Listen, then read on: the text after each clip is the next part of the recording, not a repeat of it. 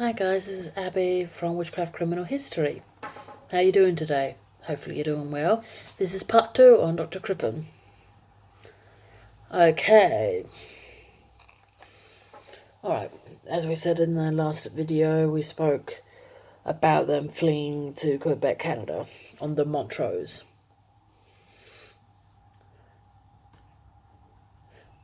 There was a song that was actually made about them,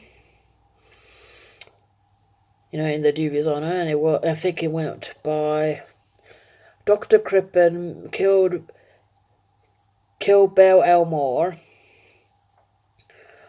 ran off over the ocean blue with Mr. Leneve, followed by Inspector Do, ships ahoy, naughty boy.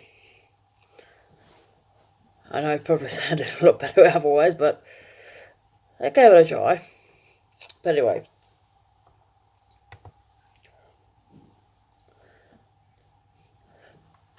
So he was pursued by Inspector Do.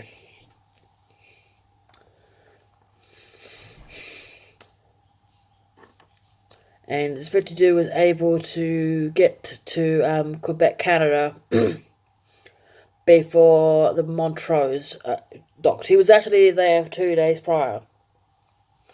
Because he had to take a gamble, either take the risk,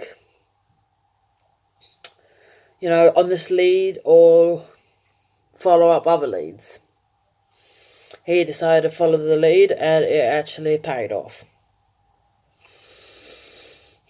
This was also one of the early cases of using Morse code as well. This wouldn't be possible if it wasn't for the use of Morse code.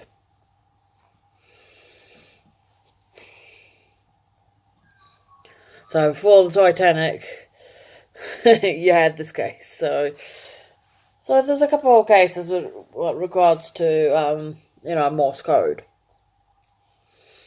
Well, anyway, they were arrested in Quebec, Canada. But when they actually got, arrested, they had absolutely no idea that Inspector Do was even on board.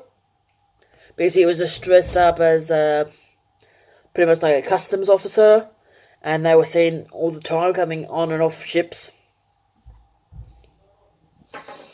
So he had a bit of a nasty shock when he actually had a knock at the door and Inspector Do was there. When they got escorted off the ship, and they, Ethel and Eve felt very relieved that she was able to wear women's clothing because she didn't like dressing up as a boy. She hated dressing up like a boy. So she was very, very pleased about getting out of wearing boys' clothes and wearing a dress.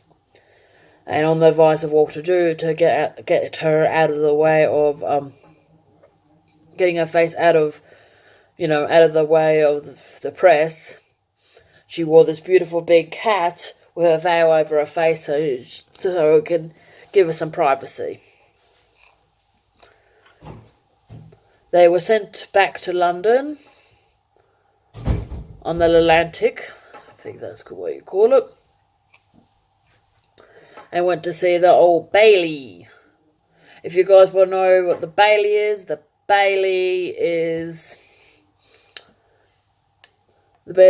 pretty much, the court. And when he was there, they tried him. And with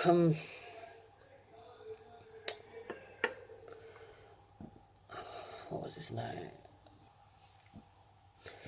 And on the case, Sir Bernard Sibylsbury actually testified, against Dr. Crippin. I think I messed up a little bit.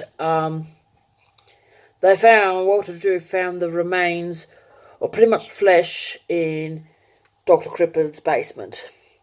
There was no bones, there was no skull, no sexual organs, just a lump of flesh, which was apparently wrapped up in his pyjamas, Dr. Crippin's pyjamas, and covered in lime. And there was a scar, and then this is how they supposedly identified Cora Crippin. And Spurted Spilsbury said that was a scar. And her friends actually said that she had a scar, on her stomach due to an operation which she had years prior. And it was that scar that convicted Dr. Crippin. When it came to the prosecution of Ethel O'Neill, she was found not guilty. So she was free, she was free. Dr. Crippin was sentenced to... He was sentenced to Pentonville Prison, and on November the 23rd, 1910, he was hung for murder. So he was hung for the murder. Alright, we're going back to the flesh. The flesh of the supposed victim. Skip about 100 years, give or take. And about, 2010 roundabouts, maybe a little bit earlier, so about 100 years later, there was actually, there's slides, which is still in the medical, I think one of the medical universities other than in the UK, still there, of the human remains. When they tested these human remains, they found out something very, very fascinating. They found out that this was missing an X chromosome. It was X chromosome, which meant that the remains were male, not female. They found out it was a male, so they did a DNA test, and it had no relationship whatsoever to any of Cora Crippin's family. So it was an unidentified male. The supposed death of the victim was through hyacinth poisoning, supposedly, but they couldn't really identify it. Hyacinth was used to calm down mental patients.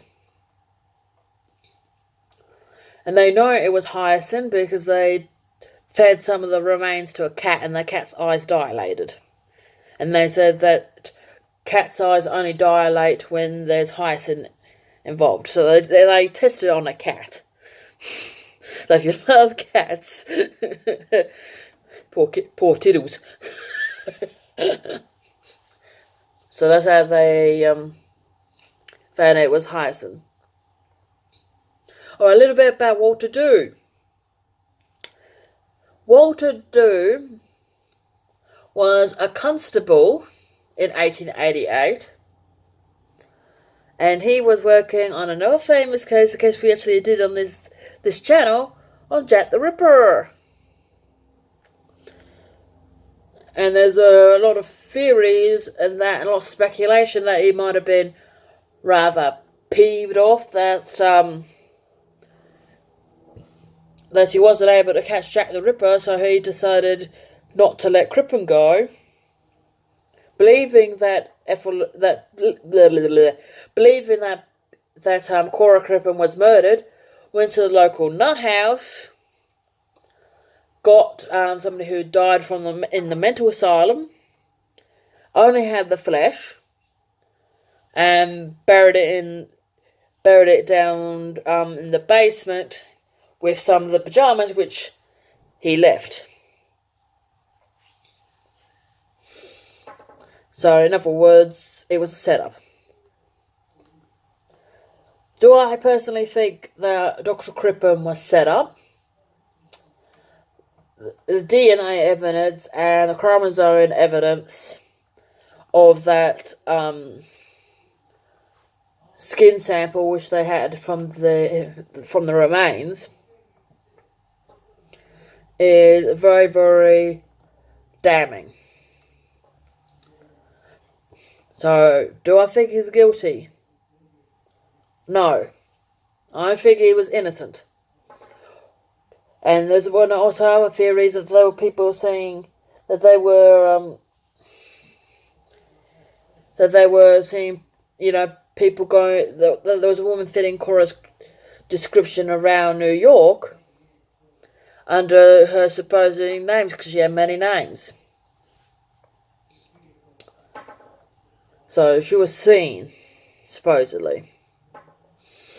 And there was even some minor records that there were people fitting her description. And if you ask me, if she did do that, and Cora Crippin was alive, then in some ways, she needs to be charged with murder because, fair enough, it was the state that killed Dr. Crippin, but the state wouldn't have done it if she didn't, scamper off. And there was plenty of other theories as well in regards to the thing with this, to the DNA, because originally they didn't do the chromosome test, they originally did the DNA test. And they originally thought, if it's female, because he's a doctor, and times were tough, they were having financial difficulties, he might have been doing illegal abortions, and it was one of these patients that, regretfully passed away during the abortions. But that went out the window. Well, hopefully you enjoyed this video on Dr. Crippin. If you like this video, please like and subscribe. Have a great day and blessed be.